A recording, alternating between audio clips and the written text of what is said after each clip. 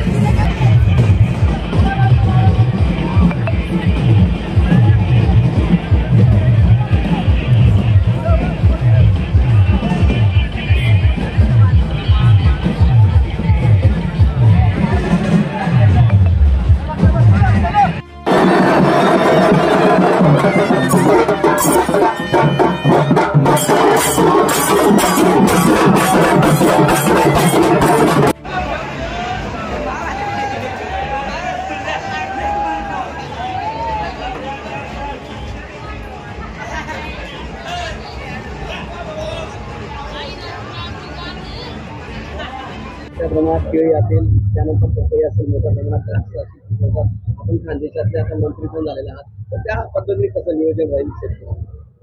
आमच्या पणन खात्यामध्ये वकार महामंडळ आहे आणि वकार महामंडळाच्या माध्यमातून कोल्ड चेन जी आहे ही निर्माण करण्याचं काम आम्ही पुढच्या काळात करणार आहे। कोल्ड चेन जी याच्यामध्ये फळ असतील, भाजीपाला असतील, अजून ज्या काही गोष्टी ज्यांना कोल्ड स्टोरेजमध्ये ठेवण्याची गरज आहे त्याची एक कोल्ड चेन निर्माण करण्याचा संकल्प आम्ही केलाय. वेअरहाऊसिंग करण्याचा आम्ही संकल्प केलाय. सायलो करण्याचा, त्याच्या संदर्भात आता पहिली मीटिंग झाली आहे.